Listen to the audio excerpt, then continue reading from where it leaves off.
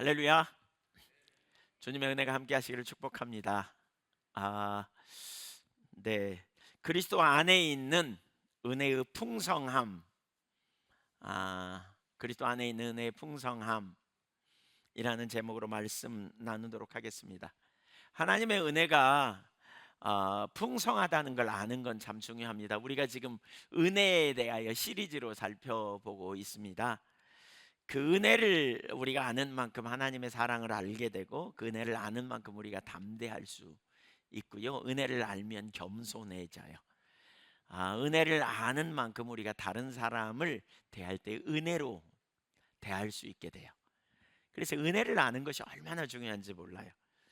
성경의 은혜라는 단어를 이렇게 찾자 보면 하나님이 피조물에게 주시는, 값없이 베풀어 주시는 모든 좋은 것, 그것도 행위로 말미암지 않고 값없이 주시는 하나님의 선물을 은혜라고 통칭해서 말합니다. 그런데 그 은혜의 풍성함을 우리가 아는 것이 정말 중요해요. 은혜가 얼마나 풍요한지. 그걸 잘 보여주는 것은 그리스도를 통해 나타난 은혜입니다.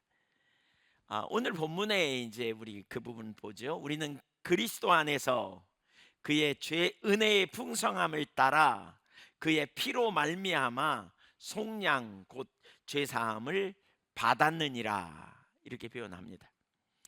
어, 여기서 말하고자 하는 중요한 한 부분은 하나님의 은혜가 풍성하다, 이런 표현을 하죠. 그러니까 이 은혜가 풍성하다는 말은 뭐냐면 은혜는 고갈되지 않는다. 은혜가 고갈되지 않는다.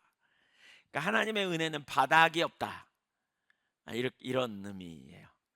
그러니까 은혜가 얼마나 풍성한지, 저는 이 풍성함이라는 단어가 성경에 참 많이 나오죠. 에베소서 2장 4절에도 그 은혜의 지극히 풍성함을, 자비의 풍성함, 또 은혜의 풍성함, 이런 표현이 여러 군데서 참 많이 나타나요. 2장 7절에도 나오고. 근데 이 풍성함이라는 말을 생각할 때 저희 어렸을 때는 전기가 안 들어오는 동네에서 제가 살았거든요. 아마 저희 동네만 안 들어왔어요. 그 시골 저희 지역에만, 외딴 동네여가지고. 그래서 이제 전기가 안 들어오면 냉장고가 없잖아요. 그래서 음식을 보관할 때 우물 속에다 이렇게 줄 내려가지고 보관하기도 하고 그러잖아요. 근데 저희 집에서 한 5분쯤 가면 거기 들 한가운데 샘이 있었는데, 그 샘은 이렇게 상당히 높은 관을 이렇게 묻었음에도 불구하고 그 물이 그 위로 넘쳐요.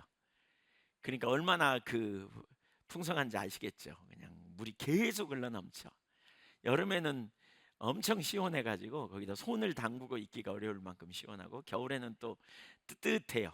주변 날씨에 비해서 상대적으로. 그러니까 그 물은 정말 끊어지지 않고 계속 나오는 것 같아요. 끊어지지 않고 계속해서 끊임없이 이렇게 흘러 넘치는 이런 일들.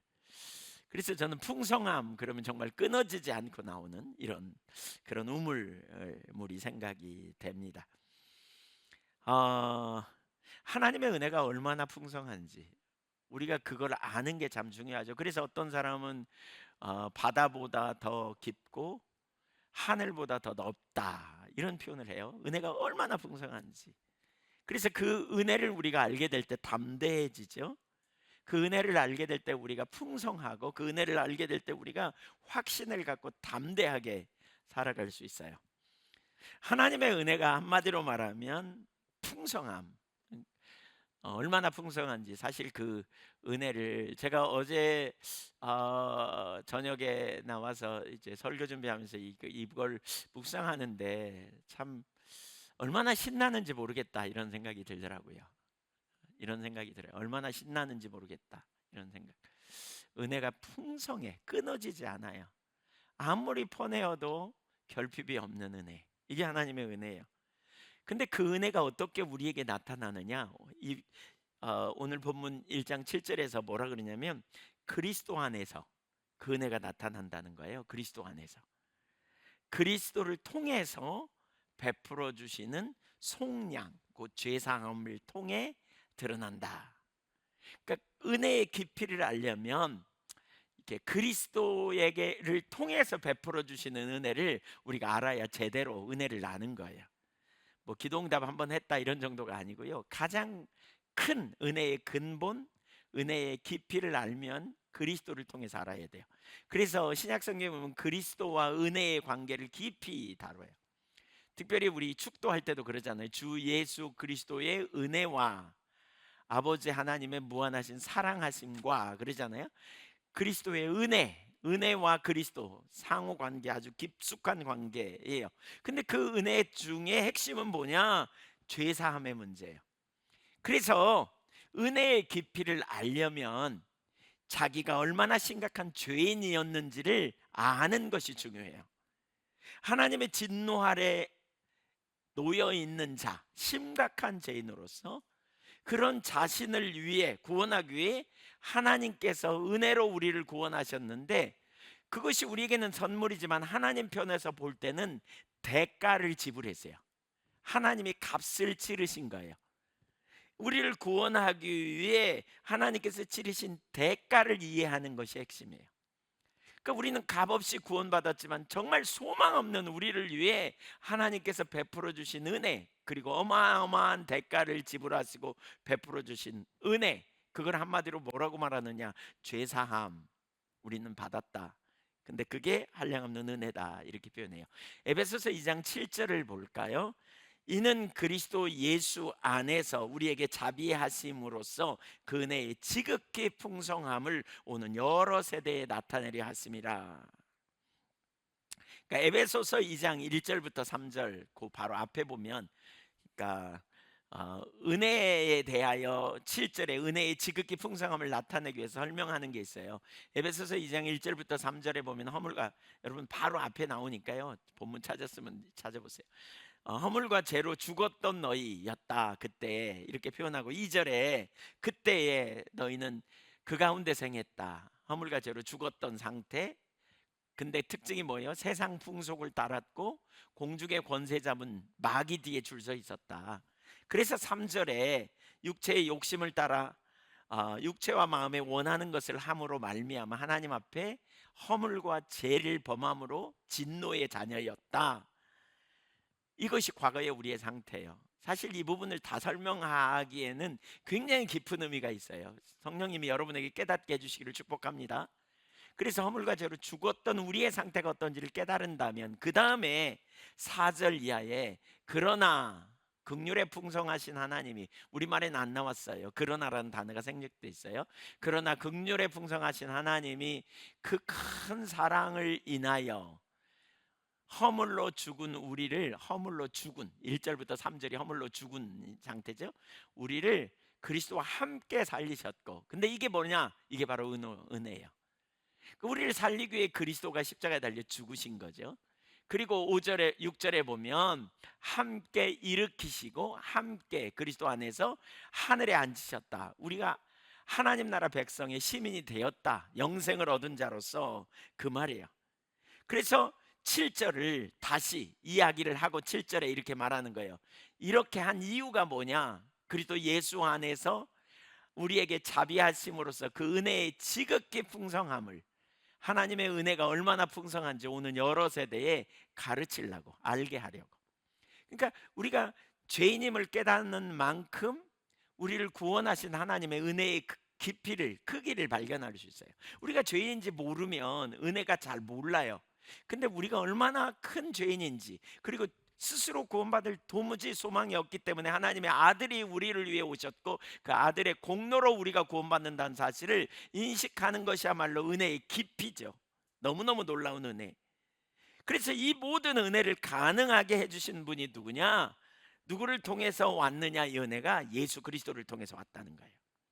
그래서 예수 그리스도의 은혜, 값없는 은혜, 뭐 이런 은혜가 주 예수 그리스도의 은혜와 평강이 너에게 있을지어다, 이런 표현이 서신서마다 나타나죠. 예수 그리스도를 통한 한량없는 은혜, 또 말씀이 육신에 우리 가운데 거하시며 우리가 그 영광을 보니 아버지의 독생자의 영광이요 은혜와 진리가 충만하더라. 예수님 오신 사건 자체가 우리에게 은혜입니다. 은혜. 그래서 은혜를 이해하려면, 은혜의 풍성을 이해하려면 예수님을 이해해야 돼요. 자, 그래서 오늘 예수 그리스도가 누구인지, 예수 그리스도의 은혜가 어떻게 나타나는지를 잘 보여주는 성경의 책 중에 하나가 히브리서입니다. 히브리서. 히브리서는 예수님이 누구이신지를 우리에게 잘 보여줘요. 그래서 지금부터 여러분은 히브리서를 펴보세요. 히브리서. 히브리서를 펴보세요. 히브리서에 대해서 좀 집중적으로 보려고 합니다. 네 가지를 볼 수 있어요. 제가 설교를 좀 줄이려고 많이 노력합니다. 오늘 일부 예배는 10시 반에 끝났습니다. 네, 제가 남성교회고 만난 다음에 각성을 좀 했습니다. 설교를 좀 일찍 끝내야 되겠구나. 근데 이제 오늘 2부 예배는 어떨지 모르겠습니다만, 하여튼 네 가지를 하는데 그 중에 짧게 좀 줄이려고 그랬는데 그랬는데 하여튼 다 할 수 있을까 그랬는데 압축해서 하니까 충분히 가능하더라고요. 그래서 네 가지를 살펴볼 겁니다. 첫째, 사람이 되신 하나님의 아들. 히브리서에서 예수님을 어떻게 말하냐면, 우선 가장 시작점에 가면 2절에 보면 아들이시다 이렇게 표현해요. 예수님은 하나님의 아들이시다. 그러면서 2절 후반부와 3절에 보면 그 아들이 누구인가에 대해서 7가지를 설명합니다.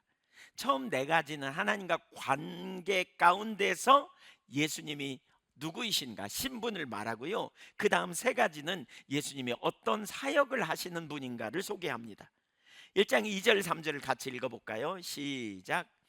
이 모든 날 마지막에는 아들을 통하여 우리에게 말씀하셨으니 이 아들을 만유의 상속자로 세우시고 또 그로 말미암아 모든 세계를 지으셨느니라.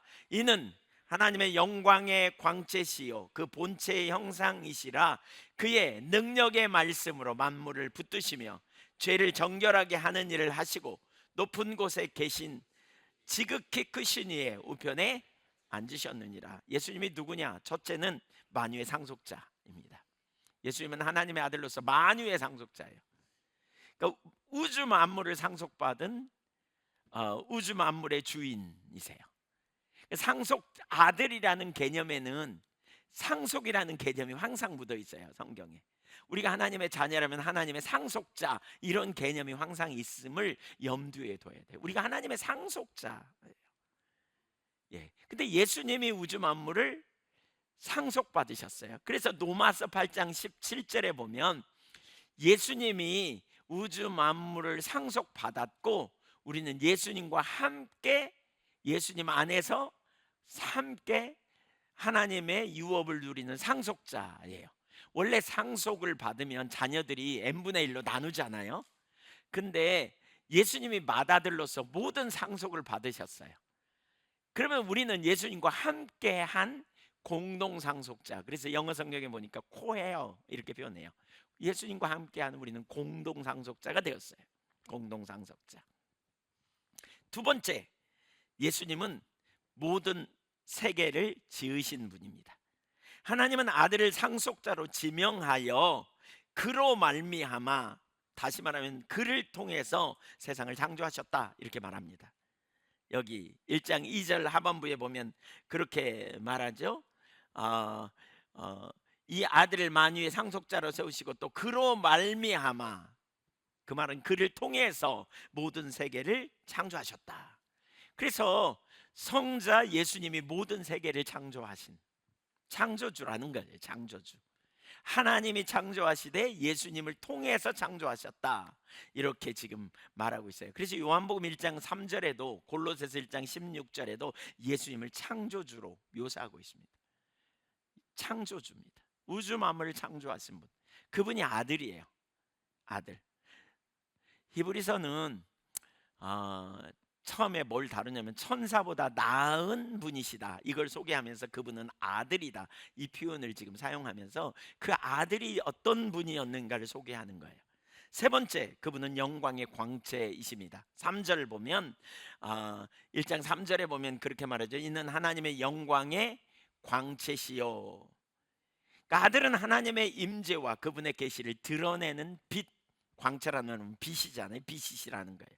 여기 광채를 의미하는 단어에는 2가지 의미가 담겨져 있어요. 하나는 뭐냐면 빛을 발하는 발광체라는 의미가 있고 빛을 받아서 반사하는 반사체라는 의미, 이 두 가지가 다 포함되어 있다 그래요.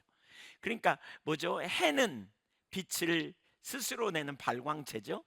그 다음에 달은요, 그 빛을 받아서 반사하는 반사체잖아요. 그래서 어, 예수님은 스스로 하나님의 영광의 빛을 드러내는 그 자체이실 뿐만 아니라 하나님의 영광을 드러내시는 분, 하나님의 빛을 드러내시는 분이시기도 하다라는 의미예요. 그래서 하나님의 아들로서 하나님의 영광을 나타내시는 분이라고 말할 수 있고요. 네 번째, 그 본체 형상이에요. 하나님의 본질을 나타내는 형상이에요. 본질을 재현하시는 분이라고 말할 수 있어요. 도마가 어느 날 예수님께 묻죠. 우리에게 하나님을 보여주십시오. 그랬더니 예수님이 요한복음 14장 9절에 나를 본 자는 아버지를 보았거늘 이라고 표현해요. 그러니까 예수님을 본 사람은 하나님을 보았어요. 왜냐하면 예수님이 곧 본체 형상이기 때문에 그래요. 이게 하나님과의 관계에서 예수님이 누구인가를 소개하는 거죠.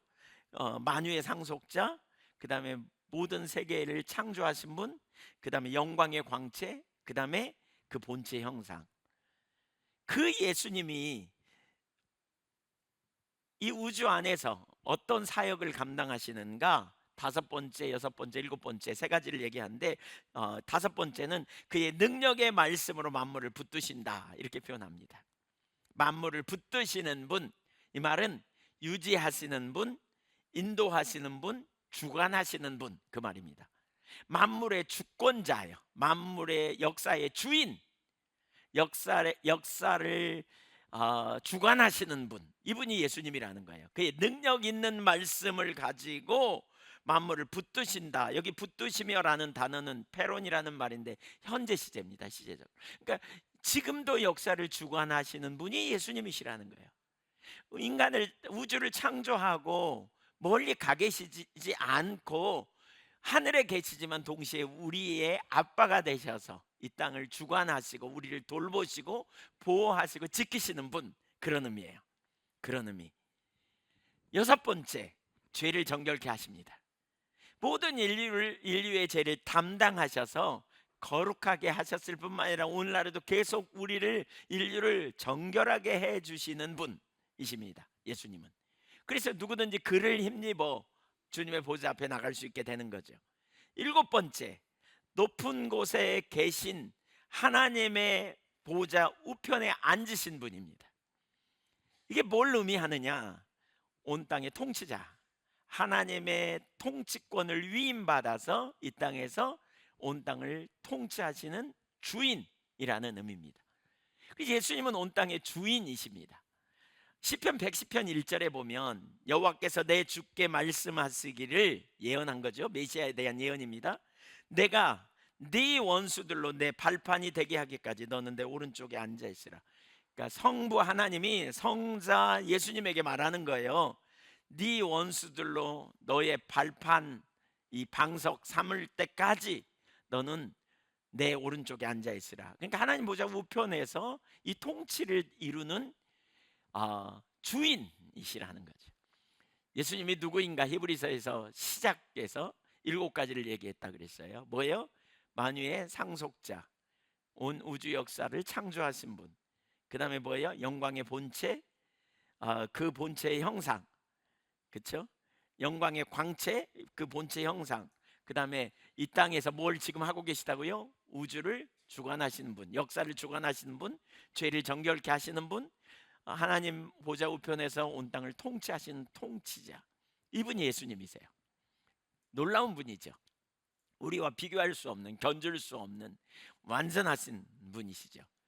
그런데 더 놀라운 사실은 그 예수님이, 그 성자 하나님이 육신을 입고 오셔서 사람이 되신 거예요. 그리고 고난을 당하셨다는 거예요. 히브리서 2장 9절을 읽어보겠습니다. 히브리서 2장 9절입니다. 같이 읽죠. 오직 우리가 천사들보다 잠시 동안 못하게 하심을 입은 자, 곧 죽음의 고난 받으심으로 말미암아 영광과 존귀로 관을 쓰신 예수를 보니 이를 행하신 것은 하나님의 은혜로 말미암아 모든 사람을 위하여 죽음을 맛보려 하심이라. 자, 이렇게 말하죠. 천사보다 잠깐 못하게 되었어요. 육신을 입고 오셨어요. 그래서 죽음의 고난을 받으셨어요. 근데 죽음의 고난으로 끝나지 않았어. 부활 승천하셔서 어떻게 됐어요? 영광과 존귀로 관을 쓰셨어요. 하나님이 그를 높이셨죠. 근데 그렇게 한 이유가 뭐냐면 하나님의 은혜를 우리 가운데 나타내기 위하여, 모든 사람을 위하여 죽음을 통해서, 죽으심을 통해서 우리로 하나님의 큰 은혜를 알게 하시는 통로였다는 거예요.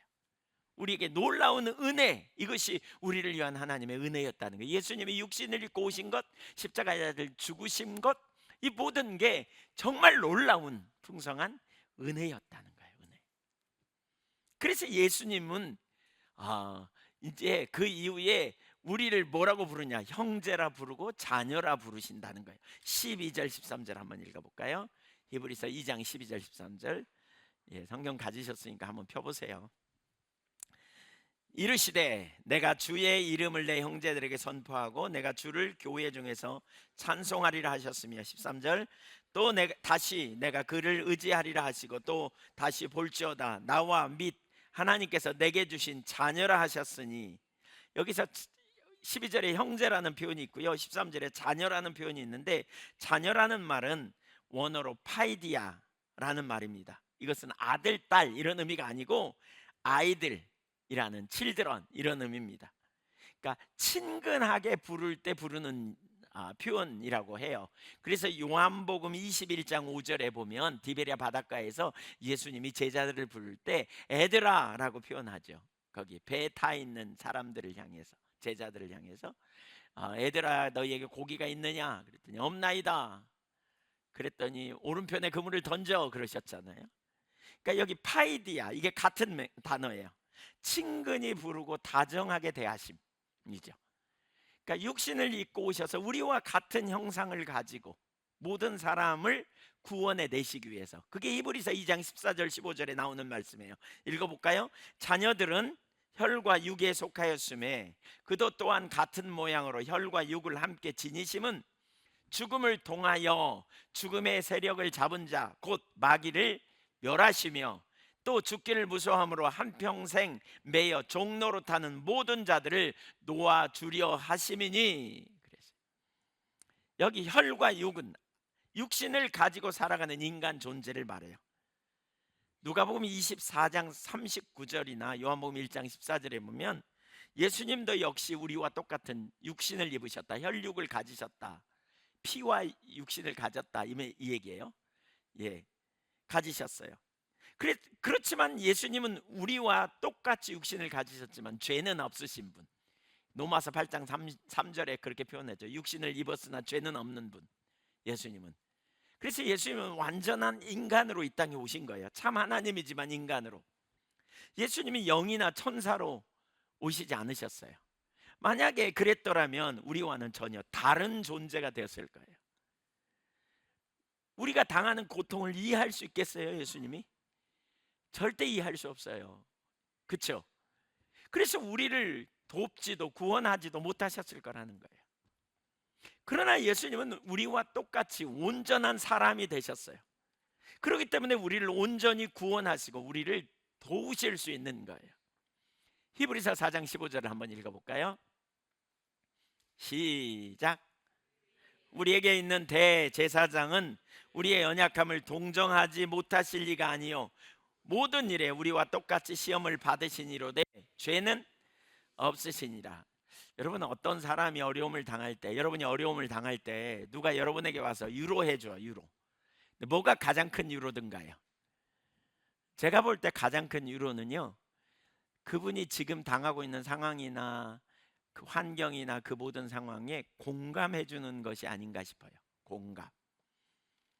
저도 공감력이 좀 떨어지는 사람 중에 한 사람이었는데 결혼해서 살다 보니까 이 공감이 중요하구나 이런 생각을 많이 하는 것 같아요. 공감해 주는 거죠. 공감. 근데 누가 공감할 수 있어요? 많은 어려움을 당한 본 사람이 공감력이 뛰어나다고요. 공감해줘. 아, 힘들지. 하나도 어려움 당해본 경험이 없는 사람이 와서 힘들지 그래야 별로 공감이 안 돼. 나 얼마 전에 이 사람이 엄청 어려움을 당한 줄 알아. 나와 비슷한 그런 사람에서 공감해주면 위로가 돼요, 안 돼요? 돼요. 위로가 되잖아요.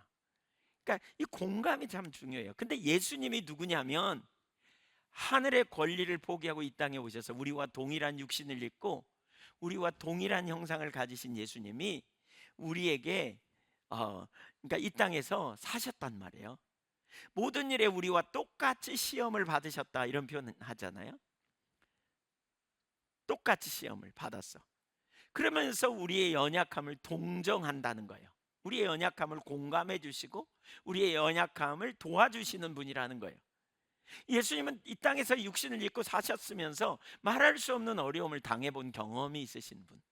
그래서 전에 자주 나눴지만 예수님은 엄마 뱃속에서부터 거절당한 경험이 뭔지 알잖아요. 거절. 아버지가 글쎄 원치 않는 임신으로 태어난. 그래서 그 요셉이 엄마 그 요셉이 마리아의 뱃속에 있을 때부터 예수님을 버리기 원했잖아요. 또 이 땅에 오셨지만 아무도 환영하지 않았어요, 예수님을. 그래서 예수님을 사람들이 싫어했어요. 그래서 거절감이 뭔지 다 알아요, 예수님은. 거절받는 감정이 뭔지, 무시받는 감정이 뭔지. 사람들에게 능력을 베풀고 떡을 보리떡 5개와 물고기 2마리로 5천 명을 먹였더니 왕 삼겠다고 쫓아다니더니 어느 순간 순식간에 돌변해가지고 예수님을 오히려 대적하고 죽이라고 소리 지르는 이런 일을 경험하고요. 12명의 제자를 참 기쁨으로 섬기고 그들을 잘 섬겼는데 그들 중에 한 명이 예수님을 팔아먹었고 나머지 11명은 결정적인 순간에 다 예수님을 부인하고 도망가 버렸잖아요. 배신의 경험이 뭔지. 예수님은 마른 땅에서 나온 줄기처럼 보잘것없었던 외모도, 또 예수님은 출신 가문도 보잘것없었어요. 마른 땅에서 나온 줄기처럼. 갈릴리 출신이라는 말을 되게 많이 들었어요. 제가 과거에 출신지 때문에 어려움 당하는 사람을 옆에서 본 적이 있어요. 취직이 안 돼. 취직이. 전라도 출신이라고 취직이 안 돼. 그 결국 호적까지 바꾸는 사람도 제가 봤어요. 이게. 그러니까 예수님 시대는 지금 시대와 더 비교할 수 없을 만큼 더 심각할 만큼 그런 자리에 있는. 근데 예수님은 그래서 그 사람들의 형편, 사정, 상황 다 아셔, 다 아셔. 그분은 우리의 연약함을 다 아신다는 거예요. 왜요? 왜 주님이 육신을 입고 오셨어요? 우리를 위해서, 저와 여러분을 위해서 육신을 입고 오셨어요. 이것이 바로 우리에게 나타난 풍성한 은혜의 한 부분이에요. 저와 여러분이 예수님 안에서 위로받고 예수님을 힘입어 살고 예수님을 의지하고 살아갈 수 있도록 예수님이 우리와 함께 해주시기 위해서 육신을 입고 이 땅에 오신 거예요. 사람들이 다 알지 못하는 어떤 상황, 어떤 형편, 어떤 처지에 있는 감정이든지 예수님은 다 알고 공감해 주시고 이해해 주시는 분이신 거죠. 예수님이 왜 오셨어요? 왜? 누구를 위해서요? 나를 위해서요. 요한복음 10장 10절에 보면 그래서 예수님이 이 땅에 오신 것에 대해서 이렇게 표현합니다. 도적이 오는 것은 죽이고 멸망시키려고 왔다면 내가 온 것은 양으로 생명을 얻게 하고 더 풍성히 얻게 하려는 것이다. 하나님의 아들이 되신 것, 성육신 자체가 풍성한 은혜의 나타남이에요. 예수님이 누구를 위해 오셨느냐? 우리를 위해 오셨고 우리와 함께 계시고 우리를 위로하시고 우리를 격려하시고 우리를 세우시고 우리와 동행하시고 우리의 모든 순간에 우리 위로가 되시고 기쁨이 되시기 위해 오신 거예요. 그분이 오신 것은 그냥 여행 삼아 취미로 한번 와봐야지 뭐 이렇게 해서 오신 게 아니에요. 저와 여러분을 살리시기 위함이고 저와 여러분을 구원하시기 위함이고 우리를 긍휼히 여기시는 그 놀라운, 우리를 구원하시기 위한 놀라운 의도 가운데 이 땅에 오신 것이죠. 이것이 얼마나 놀라운 은혜인가. 우리 수준으로 맞추신 거죠. 우리의 형편을 아시기 위해서 오신 거예요. 우리의 상황을 아시고 동역하시고 함께 해주시기 위해서 오신 거예요. 그래서 우리는 예수님의 오신, 육신을 입고 오신, 이걸 성육신이라고 표현하는데, 이날을 우리는 즐거워하는 거예요. 그게 뭐예요? 성탄절이에요. 이 성탄절을 뭐라 그래요? 기쁜 성탄. 어떻게 인사하죠? 성탄절 뭐라 그럽니까? 메리 크리스마스 그러잖아요. 즐거운 성탄이라는 얘기예요. 왜 즐거워요? 하나님의 아들이 나를 위해 오신 거예요. 하나님의 아들이 육신을 입고 오셔서 내가 그 아들 안에서 영원한 생명을 얻었고, 그 아들이 나의 위로가 되고 나의 기쁨이 되고 나의 길이 되고 나의 능력이 되시는 놀라운 사건이기 때문에 그래요. 예수님이 육신을 입고 오셨어요. 그분 누굽니까? 영광의 본체예요. 그래서 빌립보서 2장 5절에 그런 표현을 하지요. 너희 안에 이 마음을 품으라 곧 그리스도 예수의 마음이니 그는 근본 하나님의 본체시나 하나님과 동등됨을 취할 것으로 여기지 아니하시고 자기를 비워 종의 형체를 가져 죽기까지 복종하셨다. 누구를 위한 죽음? 누구를 위한 자기 비하, 권리 포기냐? 우리 자신을 위한, 여러분을 위한, 여러분 한 분 한 분을 위한 주님의 이 땅에 오심 사건, 그것이 은혜의 풍성함을 알 수 있는 한 부분이에요. 예수님의 오심은 어마어마한 축복이고 어마어마한 은혜인 것을 깊이 깨닫는 저와 여러분이 되기를 소망합니다. 사실 그 은혜를 발견해야 돼요. 그 은혜를 발견해야 돼요. 그 은혜를 발견해야 우리가 독립군처럼 살지 않아요. 혼자 있는 것처럼 낙마하거나 좌절하지 않아요. 주님이 우리를 위해 오셨다. 우리가 그 은혜를 아는 만큼 사실 겸손해질 수 있어요. 그 은혜를 아는 만큼 우리가 다른 사람을 사랑할 수 있어요. 은혜를 깊이 깨달은 사람은 다른 사람을 사랑해요. 내가 받은 자이니까. 이게 우리 가운데 얼마나 중요한지 몰라요. 은혜 베푸시기에 오신, 육신을 입고 오신 우리 주님, 그 주님의 은혜를 깊이 깨달을 수 있기를 축복합니다. 두 번째, 영원한 제사를 드리신 제사장. 예수님은 우리를 위한 대제사장이십니다. 히브리서 4장 14절에 그러므로 우리에게 큰 대제사장이 계시니 승천하시니 곧 하나님의 아들 예수시라 우리가 믿는 도리를 굳게 잡을지어다. 예수님이 제사장이다, 대제사장이다 이렇게 표현하거든요. 근데 여기서 질문이 생겨요. 유대인들이 이런 질문을 하기도 해요.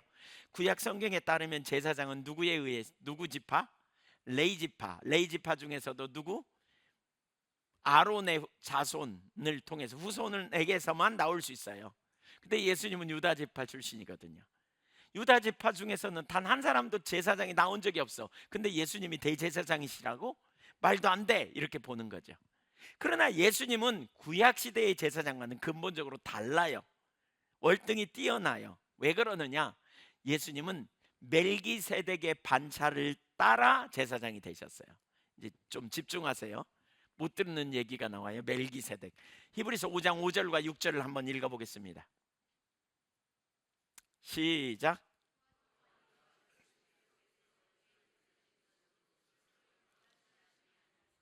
오직 말씀하시니까 그에게 이르시되 너는 내 아들이라 내가 너를 낳았다 하셨고 또한 이와 같이 다른 데서 말씀하시되 내가 영원히 멜기세덱의 반차를 따르는 제사장이라 하셨으니 그리스도께서 대제사장 되심도 스스로 영광을 취한 게 아니다. 그러면서 뭐라고요? 하나님이 세우셨다. 근데 말씀하시되 내가 영원히 멜기세덱의 반차를 따르는 제사장이라 이렇게 하셨다. 근데 멜기세덱의 반차를 따랐다는 말은 시편 110편 4절에 나오는 말이에요. 여호와는 맹세하고 변하지 아니하시리라 이르시기를 너는 멜기세덱의 서열을 따라 영원한 제사장이라 하였으니, 맹세하신 것을 반드시 이루시는 하나님이잖아요. 그래서 메시아는 반드시 멜기세덱의 서열을 따라 세워지는 제사장이다. 그래서 히브리서는 반복해서 이 표현을 많이 써요. 히브리서 5장 6절, 10절, 6장 20절, 7장 11절, 15절, 17절, 21절 반복적으로 이 멜기세덱의 반차를 따랐다, 질서를 따랐다, 서열을 따랐다. 그렇다면 멜기세덱이 누구냐는 거예요. 멜기세덱은 의의 왕, 평강의 왕이고요, 지극히 높은 제사장이에요. 창세기 14장 20절에 보면 아브라함이 전쟁에 승리하고 와서 이 멜기세덱 제사장에게 11조를 드렸어요. 그러니까 네이지파보다 더 뛰어난 제사장인데요. 이 땅의 제사장은 영원히 살지 못해요. 그러니까 제사장들이 많아. 제사장 하다가 죽고 그러면 또 다른 제사장이 세워지고 그랬잖아요. 그래서 수가 엄청 많았어요. 그런데 예수님은 그러실 필요가 없어요. 왜냐하면 이 멜기세덱의 제사장은 영원히 살아계시고 죽지 아니하는 제사장이시기 때문에, 그래서 예수님은 영원한 제사장이세요. 영원한 제사장. 멜기세덱의 제사장이라는 표현은 영원한 제사장, 지극히 높은 제사장, 이런 의미고요. 멜기세덱을 통한 제사장, 반열에선 예수님의 제사는 그 구약의 제사와 달랐어요. 그러니까 저를 보세요. 네, 오늘 설교 일찍 끝나기가 쉽지 않을 수도 있겠다 싶어요. 왜냐하면 이게 집중이 잘 안 되는 것 같아서. 저를 보세요. 설교 일찍 끝나면 좋겠다 그러면 집중해 주세요. 네. 제가 일부 예배는 10시 31분에 설교 마쳤다니까요. 근데 설교자로 제가 섰는데 다 이해가 되어져야 가지, 그렇지 않으면 못 끝나요. 네. 죄송합니다. 제 탓을 여러분 탓으로 슬쩍 돌리는 것 같은데 잘 좀 보세요. 은혜가 필요해요. 기도하면서 들으세요. 기도하면서. 이부 예배는 특별히 더. 네.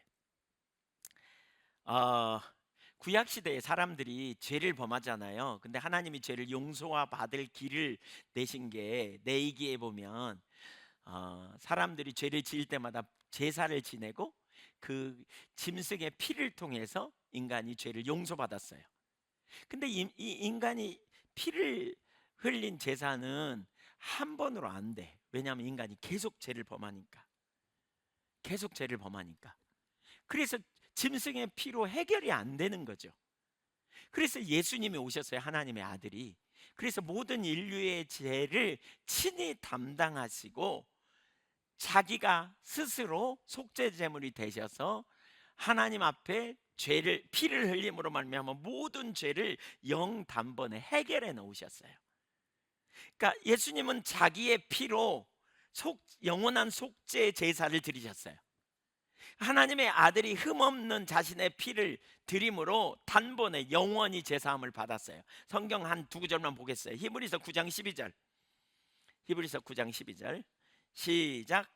염소와 송아지의 피로 하지 아니하고 오직 자기의 피로 영원한 속죄를 이루사 단번에 성소에 들어가셨느니라. 히브리서 9장 28절 볼까요? 이와 같이 그리스도도 많은 사람의 죄를 담당하시려고 단번에 들이신 바 되셨고 구원에 이르게 하기 위하여 죄와 상관없이 자기를 바라는 자들에게 두 번째 나타났으리라. 그러니까 구약의 제사장과 신약의 제사에는 근본적인 차이가 있어요.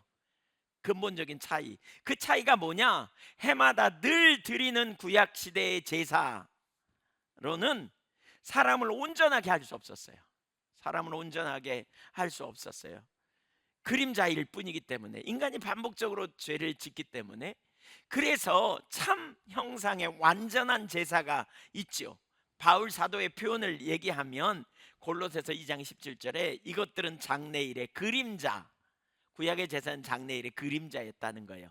피를 흘리는 어린 양의 피를 통해서 의롭게 됨. 근데 세례 요한이 예수님을 보고 그러잖아요. 보라, 세상 죄를 지고 가는 하나님의 보다 어린 양이로다. 그래서 예수 그리스도, 몸은 그리스도다라는 말이 이처럼 짐승의 피로 드리는 제사로 온전하게 할 수 없기 때문에 반복해서 제사를 드려야만 했다면, 황소와 염소의 피는 능히 죄를 없이 하지 못했다면 실체 대신 예수님이 오셔서 영원하고 온전한 제사를 드리심을 통해서 우리는 완전히 깨끗게 된 거예요. 히브리서 10장 11절 12절 보세요. 11절 12절. 오직 그리스도는 죄를 위하여 한 영원한 제사를 드리시고 하나님 우편에 앉으셨다. 앉으사 그랬죠. 영원한 제사, 속죄 제사를 드렸어요. 그래서 예수님이 대제사장으로서 우리의 모든 죄를 완전히 해결해 놓는, 과거의 죄, 현재의 죄, 미래의 죄까지 완전히 해결해 놓는 대제사장이 되신 거예요. 이 땅에 오셔서. 그래서 우리의 죄의 문제를 해결하신 거예요. 죄의 문제를. 완전히. 누가요? 예수 그리스도의 십자가 은혜가, 대속의 은혜가 저와 여러분의 모든 죄를 영단번에 완전히 깨끗게 하신 이 은혜가 깨달아지시기를 축복합니다. 그래서 우리는 이제 누구를 힘입어? 예수를 힘입어 나가. 예수를 힘입어. 우리의 죄의 문제를 해결했어요. 짐승의 피로 하지 아니하고 완전한 제사가 이루어진 거예요. 세 번째, 새롭고 산 길을 열어주신 예수님. 예수님이 자기 몸으로 영원한 제사를 드리셨습니다. 이것은 엄청난 의미입니다. 히브리서 10장 19절부터 20절을 한번 보십시오. 할 수 있으면 여러분 펴서 보십시오. 그러므로 형제들아, 우리가 예수의 피를 힘입어 성소에 들어갈 담력을 얻었나니 그 길은 우리를 위하여 휘장 가운데로 열어놓으신 새로운 살 길이요 휘장은 곧 그의 육체니라. 19절에 성소에 들어간다라는 말은 지성소에 들어가는 것을 의미해요. 구약시대에는 1년에 한 차례씩 대제사장이 모든 사람의 죄를 담당하고 대속죄일 7월 15일 유대력으로 7월 15일 날 짐승의 피를 가지고 들어가서 그 지성소의 언약궤 위에 7번 피를 뿌림으로 죄를 용서받는 날이 있었어요. 근데 아무나 못 들어가고요. 1년에 한 차례 대제사장만 들어갔던 그런 일, 이런 일. 예. 그렇지 않으면 죽을 수밖에 없는 상황이에요. 예. 그런데 이제 우리는 대제사장 대신 예수 그리스도를 통해 하나님 앞에 나아갈 담력을 얻게 됐다는 거예요. 왜냐하면 예수님이 우리의 대제사장이 되셔서 지성소에 들어가서 자신이 흘리신 피를 뿌리심을 통해서 이제 우리의 모든 죄가 예수님 안에서 완전히 해결됐기 때문이라는 거예요. 지성소는 하나님의 보좌가 있거든요. 그래서 우리는 그 하나님을 만날 수 있는 거죠. 우리 모두가 누구를 힘입어? 예수 그리스도를 힘입어. 10장 20절을 다시 좀 보세요. 이 길, 이 들어갈 수 있는 길을 여셨다 그랬는데 우리를 위하여 휘장 가운데 열어놓으신 새로운 살길, 이 길을 예수님이 만들어 놓으신 거죠. 여기 휘장, 휘장은 뭐냐? 성소와 지성소를 가로막는 휘장이 있었어요. 그러니까 이제 성소가 예수님이 성막을 만들라 그랬죠. 성막에 뜰이 있어요. 거기에 일반적으로 모든 사람들은 성막 뜰에만 가요. 근데 성소에는 누가 들어가느냐? 그 당시에 제사장이 들어가요. 아침 저녁으로 들어가서 제사장이 거기 이제 진설된 진설병과 떡과 잔을 드리는 이런 일을 하고 거기 이제 불을 켜고 이런 일을 했어요. 근데 대제사장, 그러니까 지성소에는 아무도 못 들어가요. 1년에 한 차례만 제사장 중에 선별된 한 사람만 들어가는 거예요. 그 지성소 안에는 언약궤가 있어가지고요. 거기 하나님이 임재하시는 곳, 하나님이 서 계시는 곳이라고 이렇게 불리워져요. 그래서 아무나 못 들어가. 거기 들어갈 때는 이 가슴에다가 방울을 달고 들어가고요. 발에는 이렇게 발을 묶어, 끈을 묶어. 그래갖고 움직이면 소리가 계속 나잖아요. 근데 움직이는 소리가 안 나면 죽은 거야. 그러면 끌어내 가지고 실제로 그렇게. 그러니까 그 거룩한 장소예요. 그러니까 거기는 아무나 갈 수 없는 거야. 하나님은 너무 거룩해서 거기 들어갈 수 있는 사람이 한 명도 없어요. 죽음을 당하게 되는 이곳. 왜? 죄 때문에. 그 모든 원인이 다 죄 때문이에요. 그래서 지성소에 들어갈 때 대제사장은 자기를 위해서 그냥 제사를 드릴 뿐만 아니라 그날 밤은 잠을 안 잤대. 꿈속에서라도 음란한 생각을 갖고 죄를 범할까 싶어서 잠을 안 잤대. 그 전날 죽을까 봐. 그만큼 두려운, 하나님 앞에 죄를 가지고 나갈 인생이 아무도 없는 거죠. 모든 인간이 죄를 범하고 하나님께 나갈 수 있는 인생이 단 한 명도 없는 그런 상황. 근데 이제 그 휘장이 1년 내내 굳게 닫혀 한 번도 열리지 않던 그 휘장이 열려지게 되었다는 거예요. 열려지게 됐어요. 어떻게요? 예수 그리스도의 보혈로 말미암아 십자가에서. 그래서 새롭고 산 길을 주님이 열어주셨다는 거예요. 여기 새롭다라는 단어를 보면 구약시대의 의식적 제사나 짐승의 피로 드리는 제사와는 완전히 새로운, 전혀 전에는 없었던 제사, 그런 의미입니다. 하나님의 아들이 직접 자기 몸을 제물 삼아 드림으로 말미암아 전혀 새로운 제사, 완전한 제사, 하나님을 만족시키는, 우리의 모든 죄의 문제를 해결하는, 그래서 누구든지 이제 예수를 믿으면 그 하나님의 보좌 앞에 담대히 나갈 수 있는 길이 열리게 되었다는 거예요. 열리게 됐다는 거예요. 자, 여러분, 이런 일이 있었잖아요.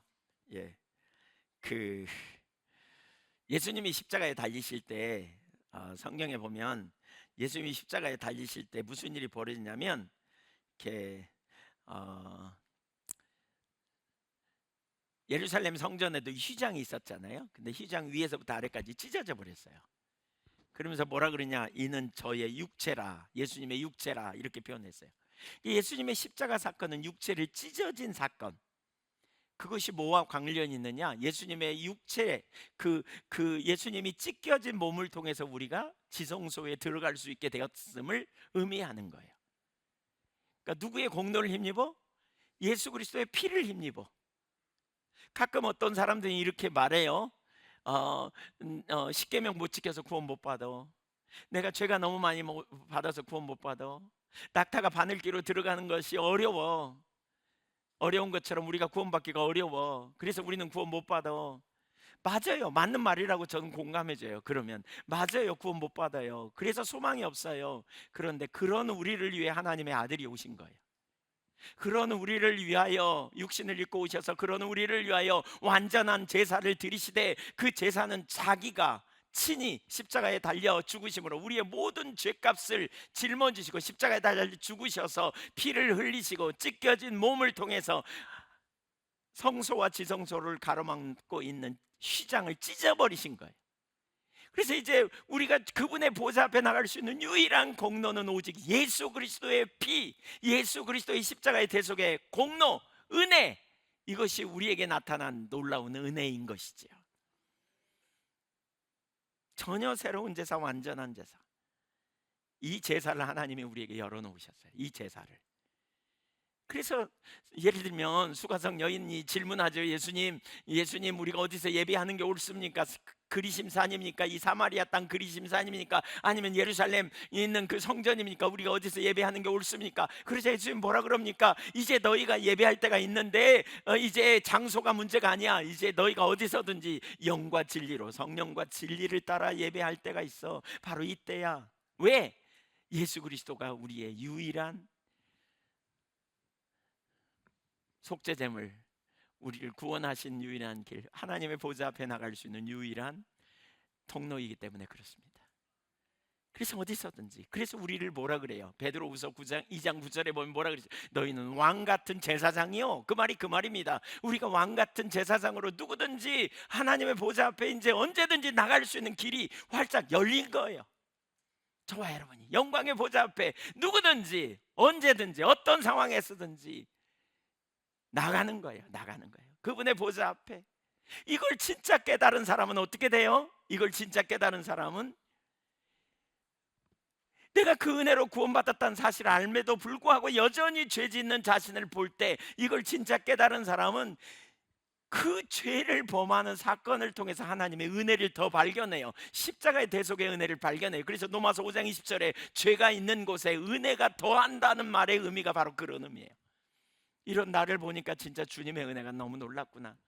형편없는 내 모습을 보면서, 정말 실패하고 넘어지는 죄 가운데 있는 내 모습을 보면서 도무지 소망이 없는 나를 위해서 하나님의 아들이 나를 위하여 십자가에 달려 죽으시다니, 육신을 입고 오셨고 나를 위해 완전한 제사를 드리시고 내 특별히 보배롭고 산 길을 나를 위해 열어놓으신 주님의 은혜에 의지하여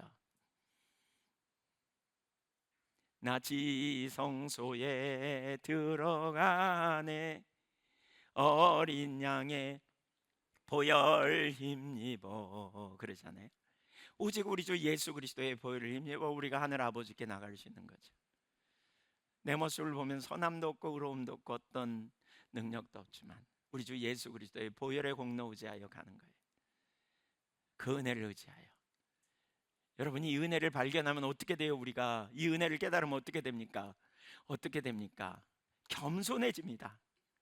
이 은혜를 깨달으면 겸손해집니다. 자랑할 게 아무것도 없음을 깨닫습니다. 이 은혜를 깨달으면 그래서 겸손해집니다. 이 은혜를 깨달으면 다른 어떤 환경에서 낙망하지 않습니다. 왜냐하면 은혜를 주시기 위해 오신 주님이 또한 은혜를 주실 것을 알기 때문에 그렇습니다. 이 은혜를 깨달은 사람은 이제 제 가운데 있는 자신의 상태에 대해서 애통해하며 더 큰 은혜를 사모하고 나아갑니다. 이 은혜를 깨달은 사람은 그냥 그 자리에 머물러 있지 않습니다. 애통함과 겸손함으로 주님의 은혜를 구하고 찾고 갈망합니다. 복음을 이해할 때 잘못 이해하면 이렇게 되기가 쉬워요. 예수님이 우리의 모든 죄를 다 해결했어, 용서하셨어, 그러니까 우리는 이제 자유하면 돼. 이 자리에 머물러 있는 사람들 상당히 위험한 사람들입니다. 여기에 뭐가 있어야냐면 애통함이 있어야 돼요. 주님은 우리를 구원해 내셔서 우리와 친밀한 교제 가운데 함께 동행하길 원하시는데, 구원받았으니까 그러고 그 자리에 머무르면 자기를 바라보면서 난 이제 뭔가 좀 한 것 같고, 난 좀 이룬 것 같고, 이만하면 내가 세상에서 할 일 한 것 같고, 그러다 보면 남을 판단합니다. 자꾸 자기 기준 갖고 판단해요. 자꾸 욕도 하고요, 후욕도 하고요. 그러면서 우월의식과 자부심 가져요. 여러분, 이건 은혜를 진짜 못 깨닫는 사람이에요. 은혜 잊어버린 사람이에요. 은혜 잊어버리면 그 자리로 가요. 은혜 잊어버리면 교만해가지고. 은혜를 깨달으면 은혜에 감사하고 하나님의 은혜를 구하고, 그리고 다른 사람을 은혜로 대해. 은혜로 대해. 자기 기준 갖고 대하지 않고 하나님이 나를 베푸신 은혜로 내가 다른 사람을 대하고, 은혜로 다른 사람을 섬기고, 은혜로 사랑하고, 이 자리에 가게 되는 거죠. 은혜를 발견하면 이 얼마나 놀라운 은혜인지 몰라요.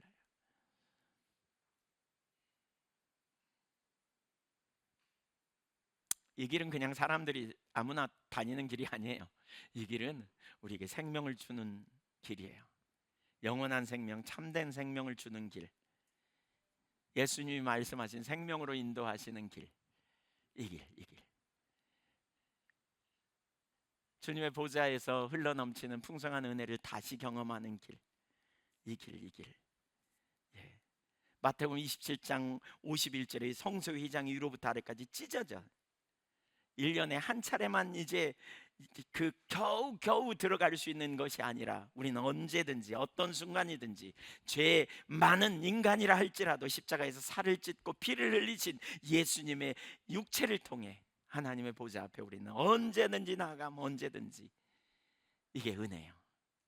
이게 은혜. 이게 한량없는 은혜예요. 그래서 히브리서 4장 16절에 그렇게 말하죠. 그러므로 우리는 긍휼하심을 받고 때를 따라 돕는 은혜를 얻기 위하여 은혜의 보좌 앞에 담대히 나가라. 하나님이 계시는 곳, 그곳에 우리는 담대히 나갈 수 있는 거죠. 얼마나 놀라운지 모르죠. 쭈뼛쭈뼛하거나 우리 우물쭈물하는 자리에 있을 이유가 없어요. 그 보좌 앞에 우리는 언제든지 나가는 거예요. 지엄하신 하나님의 보좌 앞에 나갈 수 있어요. 그 놀라운 사랑과 은혜로 우리를 대하시는 은혜. 한량없는 은혜죠. 한량없는 은혜. 아무 때나 수시로 그 보좌를 향해 은혜를 구하고 찾고, 구할 때 주님은 주시고 풍요하게 하시는. 마지막 네 번째, 우리를 위해 기도하시는 중보자예요. 예수님은 우리를 위해 기도하시는 중보자예요. 히브리서 7장 25절을 다시 한번 같이 읽어보겠습니다. 한번 같이 읽어보겠습니다. 히브리서 7장 25절, 빨리 성경 퍼세요. 올라오기를 기다리는 것보다. 네, 히브리서 7장 25절 같이 읽습니다. 그러므로 자기를 힘입어 하나님께 나아가는 자들을 온전히 구원하실 수 있으니 이는 그가 항상 살아계셔서 그들을 위하여 간구하심이라. 우리가 어떤 순간이든지 하나님의 보좌 앞에 담대히 나갈 수 있고, 우리가 구원을 얻는 것은 예수님이 우리를 위해 중보하시기 때문이라는 거예요. 여러분, 너무 놀랍지 않나요? 육신을 입고 이 땅에 오셨어요. 우리를 구원하기 위해서. 예수님이. 그뿐만이 아니고요, 우리를 위해 완전한 살 길을 마련하기 위해서 완전한 제사를 드리셨어요. 그래서 우리는 언제든지 지성소에 이제 들어가게 되는 거예요. 지성소에. 근데 거기서만 끝이 아니에요. 그 주님은 우리를 위해서 중보기도 하고 계시다고요. 간구하신다 그랬잖아요. 예. 그래서 항상 살아계셔서 그들을 위하여 간구하신다. 그러니까 항상 간구하신다, 이런 의미로 이해할 수 있어요. 살아계셔서 항상 그들을 위하여, 당신의 이름을 의지하는 자들을 위하여, 우리를 위하여 항상 간구하신다. 그래서 우리가 어떻게 자기를 힘입어 나아가는 모든 자들을 주님은 어떻게 능히 구원하신다. 능히 온전히 구원하신다. 온전히 세우신다. 온전히 돌봐주신다. 온전히 인도하신다. 온전히 새롭게 하신다. 저와 여러분을. 여러분, 이 땅에 사는 동안 우리가 그 은혜를 힘입어서 살 수 있는 이유가 여기 있어요. 우리가 여기까지 오면서 아무런 문제가 없거나 혹은 어려움이 있었다가 문제가 있었다고 할지라도 여기까지 오면서 우리가 올 수 있었던 건 전적인 그분의 은혜예요. 유혹이 많은 세상에서 죄를 안 짓고, 아니 짓지만 실패하지 않고 확 무너지지 않고 여기까지 올 수 있었던 거, 전적인 하나님의 은혜예요. 제가 돌아보면서 이 설교를 준비하면서 그런 생각이 들더라고요. 하나님이 저에게 베푸신 은혜를 생각하면 진짜 너무 놀라운 감격이에요. 말로 할 수 없는 기쁨인 것 같아요. 얼마나 풍성한 은혜인지 모르겠다 싶어요. 로마서 8장 34절에도 예수님이 우리를 위해 중보하신다고 말하죠. 예수님의 이러한 가장 오래된 사역이에요. 이런 기도가 있기 때문에 우리를 온전히 구원할 수 있어요. 자주 넘어지고 쓰러질지라도 온전히 넘어지지 않는 것은 하늘에 계신 주님이 우리를 위해 중보하고 계시기 때문에 그래요. 예수님이 지상에 계실 때 시몬 베드로, 사단이 너를 밀가부르듯 하려고 너를 청구했다. 그러나 네가 넘어지지 않게 깨어있기를 기도했다. 예, 너는 돌이킨 후에 내 형제를 굳게 하라. 누가복음 22장 31절 이하에 보면 32절에 보면 예수님의 중보가 나오죠. 결국 베드로가 방황은 했지만 결국 돌이킨 다음에 굳건하게 서게 되는 일이 일어나잖아요. 왜요? 주님의, 하늘에 계시는 우리 주님이 이처럼 저와 여러분을 위해 기도함을 통해서 저와 여러분 여기까지 세워져 있는 거예요. 우리를 위해 육신을 입고 오신 주님이 우리를 위해 완전한 제물이 되시고 완전한 제사를 드리신 주님, 그리고 보배롭고 산 길을 열어놓으신 우리 주님. 그래서 우리는 그 주님을 의지하여 보좌 앞에 언제든지 나가는, 그뿐만이 아니라 매번 주님이 우리를 위해 중보하고 계시는, 만약에 주님이 중보하지 않았더라면 우리는 이미 원수 마귀에 넘어져서 어떤 자리에 가 있을지 모르겠다 싶어요. 제가 매번 느끼는 겁니다. 진짜 매번 느끼는 겁니다. 여러분, 하나님이 설교를 통해서 여러분에게 은혜를 주셨다면, 하나님이 어떤데 제가 집회 가서도 굉장히 은혜를 주신다면 진짜 단 한 번도 저 때문이 아니라는 걸 제가 압니다. 단 한 번도요. 전적으로 하나님이 설교를 듣는 청중을 살리시기 위해서, 물론 거기 당연히 저도 포함되지만 살리시기 위해서 하나님의 은혜를 부으신다는 사실을 제가 압니다. 제가 아까 찬양하는데 그런 마음을 하나님이 주셨어요. 2부 예배 시작하면서 찬양하는데 우리 교회 가운데 은혜가 있어요. 제가 매번 느끼는 건데요, 찬양하려고 와서 앉아 있을 때 하나님 은혜가 함께 하는 걸 느껴요. 제가 너무 감사하다고 하나님 앞에 고백하는데 그때 이런 깨달음이 있었어요. 내가 내 백성을 사랑하고 내 백성을 위해서 내가 은혜를 베푸는 거라고. 단 한 번도 설교자를 위해서 뭐 찬양 인도자 때문에 은혜를 베푸는 게 아니라는 걸 우리가 염두에 둬야 되겠다는 거죠. 여러분을 사랑하셔서, 우리를 사랑하셔서 우리를 세워주시려고. 기억하십시오 여러분, 주님은 우리를 아십니다. 기억하십시오 여러분, 주님은 우리를 붙들고 계십니다. 주님은 우리와 함께 하십니다. 주님은 능력의 손으로 저와 여러분을 인도하시고 돌보시는 주님이심을 믿으시기 바랍니다. 신실하신 하나님, 완전한 하나님,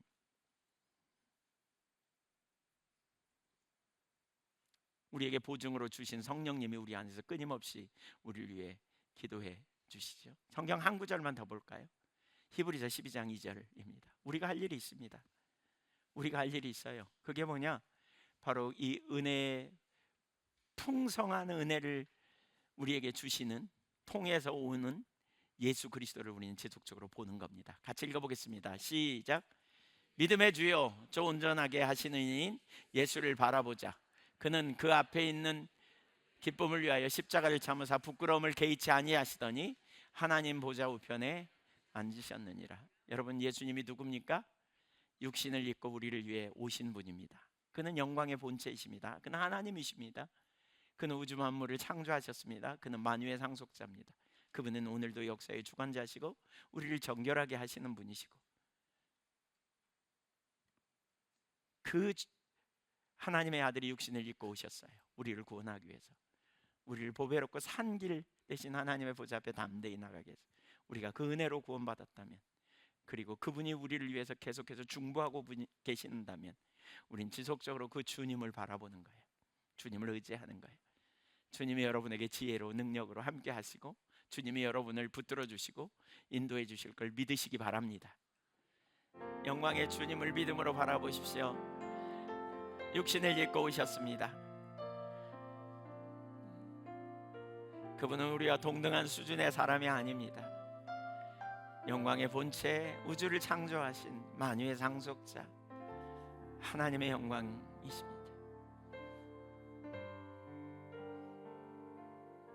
그분이 왜 이 땅에 오셨는지 보십시오. 그분이 십자가에서 어떤 일을 이루셨는지 생각해 보십시오.